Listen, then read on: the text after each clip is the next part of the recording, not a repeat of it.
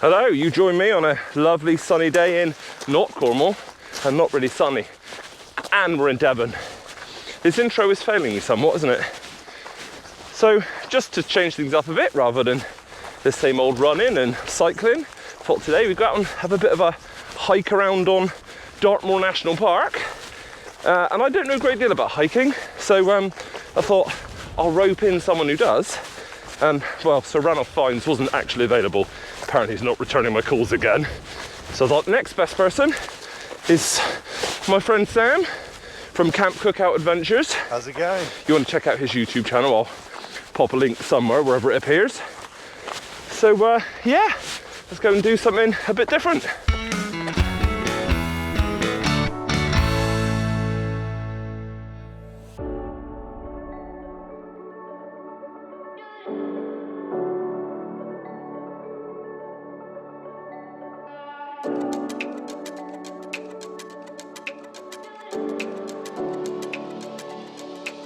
Sam, hello. So what's the plan today? Well, we've parked at Four Winds Car Park on Dartmoor near Merivale, and we're headed north up to one of the big tours. This one's called Great Mist Tour, with the intention of having a night's camp up in the wilderness. It'll be particularly nice. It is brutally cold. That's an understatement. Yeah, I hope we've packed the right stuff for it, but mission objective tonight is to find somewhere suitable to set up camp, get some tasty food on the go, and try and survive the night with sub-zero temperatures. It's a challenge, and I think we can overcome it, don't you? Oh, I'm going for a challenge always. Excellent. So Sam was just saying that this red and white pole over here is actually the edge of where the army do training exercises? That's correct, yeah. It's this Merivale training area. 3 different training areas on Dartmoor. Yeah, this is one of them where we're at right now. But don't worry, I have checked the firing times. They're not firing today. Ideal. I'd rather not end up sort of somewhat holier than I do. I'd never considered hiking as a keep fit, really, just because, well, I don't know, I don't live right next to Dartmoor National Park, but I must say it's a hell of a workout if that's what you're after. This bag weighs an absolute ton. Sam does tell me I need all this kit. We will find out tonight. If I don't freeze to death, I suppose I'll owe him a pint for that advice, because you know, not freezing to death is definitely high on my priority list. There is snow on the ground today. I don't think it's quite sub-zero, but we did have snow quite heavy in the UK a little while ago, and I suppose up here it's not so inclined to melt. I can imagine when it's clear up here, it's absolutely ridiculously nice. It's gorgeous. The view from up here is, well, it would be, I mean, at the moment what we can see is mist, but it would be phenomenal. We're heading up here, which it looks really close. I've noticed how close things can look here, but it takes you ages to walk to them, doesn't it? I suppose that's how people get into trouble on the moors.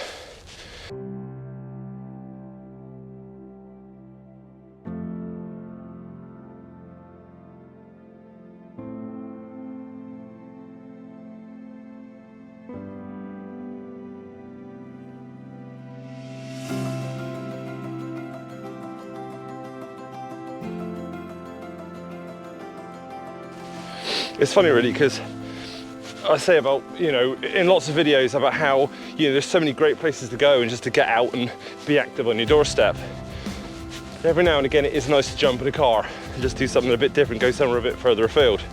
And it's not a disappointment when it's like this. You know, there's so many things that, I mean, we're only probably 25 or 30 miles from where we live.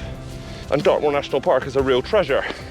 There aren't many things that are free that'll give you the enjoyment that this will. Cycling's a great workout, but climbing a mountain with 25 kilos on your back, I mean, it'll do the job. It doesn't all have to be about, you know, going to gyms and sports centres and going running, and sometimes it's just about getting out and doing something to, I don't know, just get you out of the house. It's not all about fitness either, you know. Said this in the past, it's about mental health and just your own well-being. Well, I've run into a few other people up here today already, which is, I was quite surprised. I thought this would kind of be proper out in the middle of nowhere and there wouldn't be anyone else up here, but the gentleman's just informed us there's actually quite a few people up here camping on this tour. Is that quite normal for up here? I mean, Well, it's a popular pastime. You think that this location here at Dartmoor being the last permitted place that you could go wild camping without permission currently, although we'll see what the Supreme Court's going to say about that soon enough. But yeah, I mean, you just got to follow good camping etiquette really, give people their space. They don't want to be bombarded by crowds of people ramming their tents next to each other. The whole point is that you get out in the middle of nowhere, find a little bit of peace and solitude and clear your head a bit. You don't want to be breathing down each other's necks. oh mate, that is so lovely, isn't it? Divine. And this is why you've got to get off your sofa. It's just look at it. Don't fall over like I did. So we're just trying to find somewhere to sort of camp down for the night really. Some nice spot out of the wind. Luckily I've got a camping stick, so he's got me all sorted here. Camping stick. So this is where Sam has picked for us to camp for the night. It's a shame it's miserly because I can only imagine that we must be able to see for absolutely miles here. But look at this. Of course, the only downside is I do feel somewhat like an ant, you know, or the hordes of Mordor could come over the hill at any point. Looks like meat's back on the menu tonight, boys.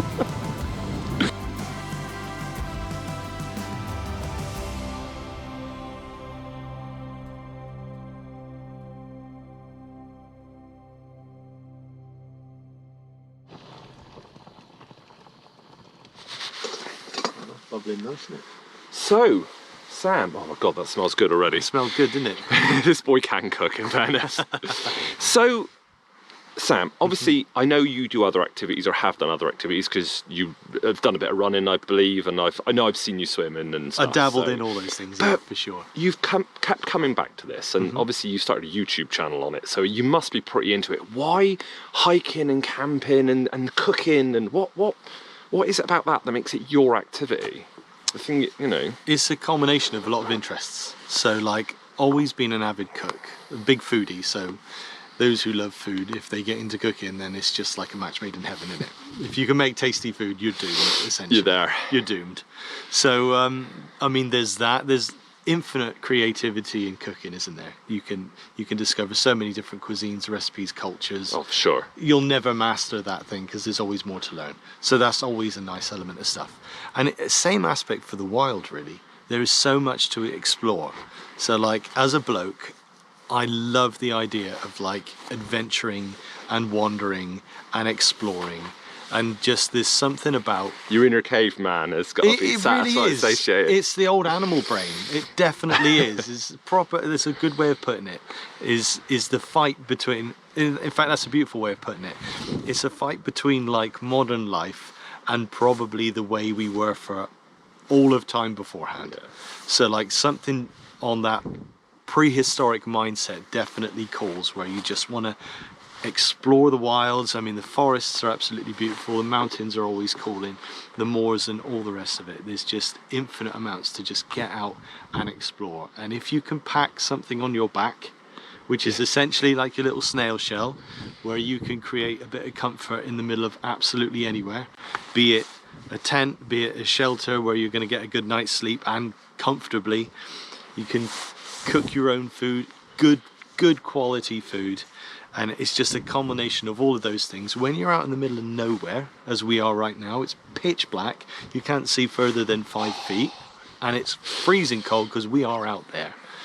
There's nothing else to focus on apart from the absolute basics of what you're doing. It's the rules of survival. And I will say there is, I mean, the challenge and you know, to do, I mean, all right, I'm as adventurous as cooking a full-blown meal, but yeah, the fact that, you know, and I've seen some of your YouTube stuff where you've gone out with, I mean, essentially nothing more than a hammock and a sleeping bag and just, you know, cooked the meal and spent the night. And I get it. And, yeah, and having, trying it, I can, there is definitely something to this. Yes. There's a lot of elements here, like you say about the challenge thing. The challenge thing is definitely a massive part of it. There's so many opportunities here for victory, for you to succeed. Yeah. There's a lot of things to overcome in the simplicities of life. Can I stay warm? Can I stay dry? Can I stay comfortable? Can I get a good night's sleep? Can I get up the side of that hill with that pack on my back in the first place? Yeah. Was pretty much the There's big one. always the next crest of the next hill, and that's it. It's just, if you see something that looks cool over there, there's nothing stopping you wandering over there and checking it out. So there's a culmination of a lot of things, and exercising your abilities to succeed in many different fields. Just appreciate the bare necessities, mate. Fabulous. As Baloo says. As Baloo says. Listen to Baloo, best philosopher ever. Well, I'll start cooking my own dinner now, I suppose. Not quite as extravagant as it sounds, but I got some mushrooms and a bit of mixed veg and some like seitan vegan steak things that I know, but I quite like them. And yeah. Oh, if it smells anything like his over there cooking, I'm going to be perfectly happy. I'm so ready for dinner now, honestly, so ready for dinner. I've said this a few times in the past, but like, for me, just being active is so much more about clearing my mind and, you know, enjoying sort of me time and getting away from the hustle and bustle of daily life. And I'm coming to realise that this is sort of that to the extreme. This is so peaceful out here. Cold. But it's just, I don't know, yeah, I think I can see why Sam likes this. It's just kind of you and, well, you really. Oh, that was so nice. I really enjoyed that. It was some ways just cooking a meal out on the moor and, you know, having to work for it a little bit was just, yeah, it was really, really nice. And yeah. Bit of dinner and conversation, but we come back to the tent and maybe eat some chocolate and yeah, see out the evening. It's a bit cold now to be sat outside. It's like 4 degrees, so I thought we'd just come back to the tent, have a bit of a conversation, and yeah. Oh well, we've decided to kind of tent up for the night now, and it is freezing. Just been out for a piss, and it is freezing. Like, I mean, you can't be outside for more than 3 or 4 minutes without being so cold. It's unreal. And yeah, I'm really glad to have spent a little bit of money at a half decent tent, and taken Sam's advice and bought some, you know, some reasonable camping kit.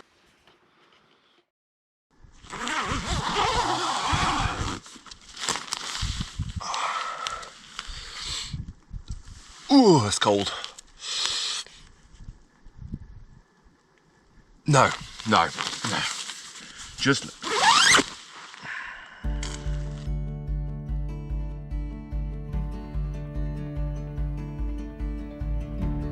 Good morning. It's about 8 o'clock and still miserly, so we didn't get that lovely great view sunrise.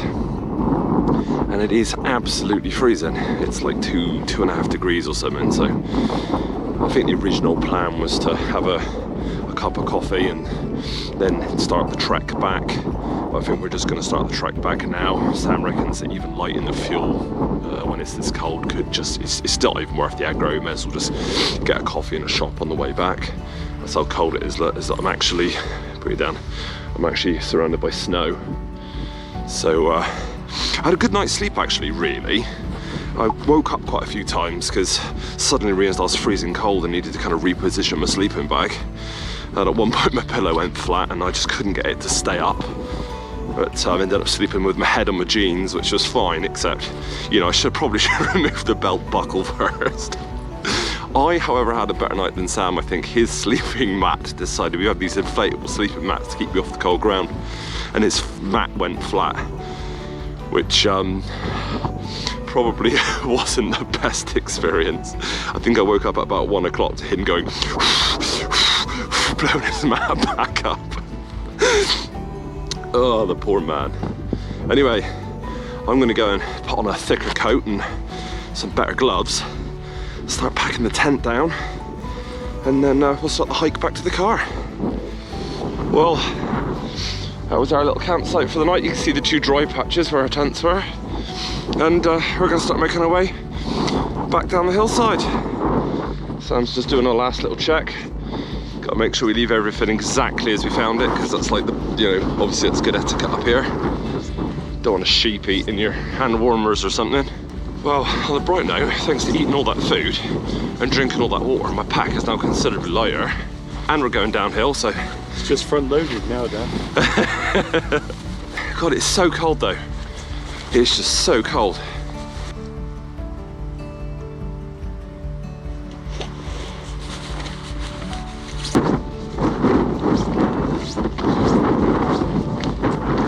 It's funny because according to my watch, I actually burnt a considerable amount of calories coming up here last night.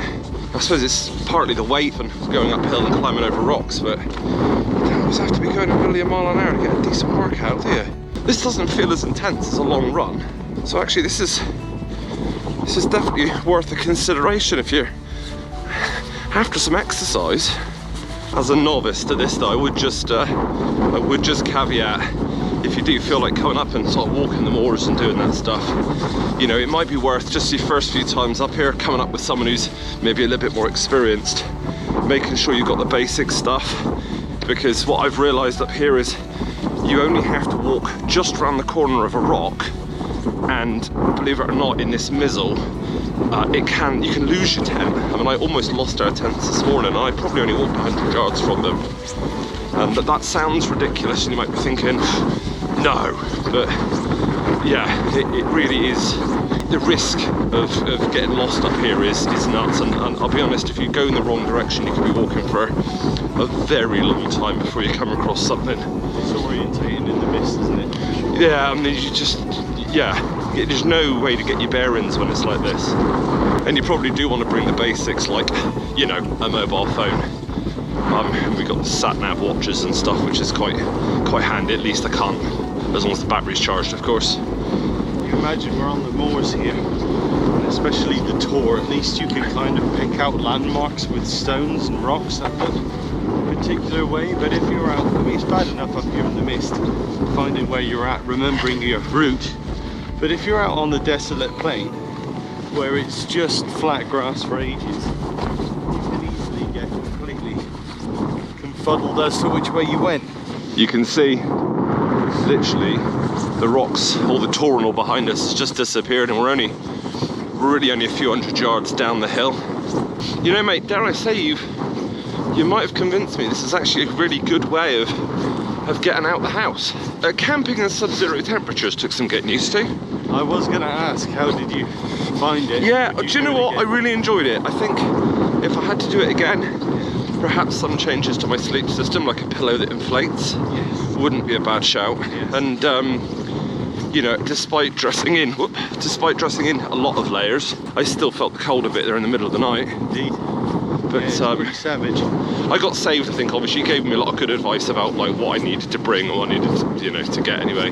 But I didn't spend a fortune. It was, you know, but I mean, the camping stuff aside, just the walk on the moors, I could definitely be convinced to drive up and just take a gander around, you know? Have a ramble, it's good. I always feel like I have to run everywhere. Yeah. Just to slow it down and enjoy a walk. It's been really nice. Yeah. And it's no less of a workout. It really isn't. Top tip though, dress about 30 times warmer than you think you'll need to be.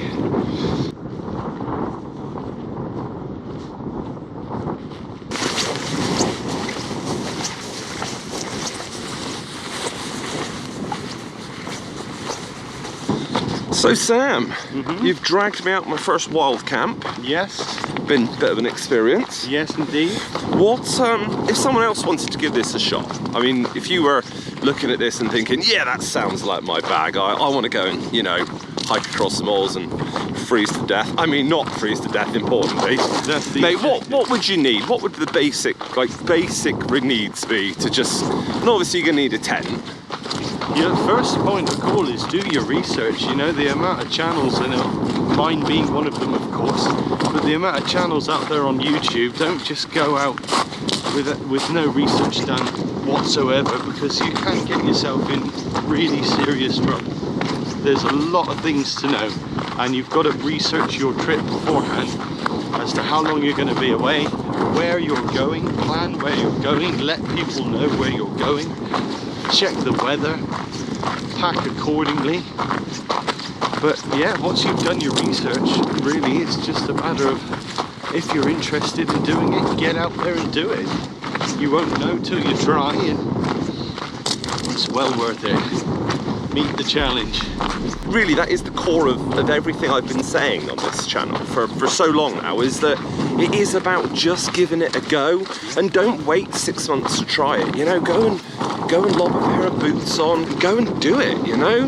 There's a million reasons not to do things. But, life is too short. It's later than you think, so they say. Indeed it is. Yeah.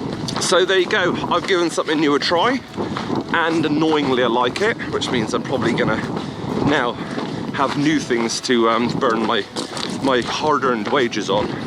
But I definitely want to do it again. I think that Sam was talking about maybe coming out for a couple of nights next time. I'm well excited for this now. So yeah, watch this space. I'll add another activity to the roster. January is a time when, for most of us, we've got this motivation we sort of don't have at the rest of the year. It's a social expectation almost to set a New Year's resolution and go and kind of make big changes. We maybe take up swimming, running, cycling, yoga, whatever it is, and then by the middle of January, maybe the beginning of February if we're lucky, it's a distant memory. And all I would say is, if that's the case, then maybe you haven't found the right activity, and that there is such a variety of things that you could be doing to get you off that sofa, to get you off of social media and just interacting with the real world. And I just implore you to just don't give up. Don't think just because the gym wasn't for you and it got boring and you couldn't find the enthusiasm to fit it into your daily life, that all activity is bad, that you don't want to do any of it, because there will be something out there for you.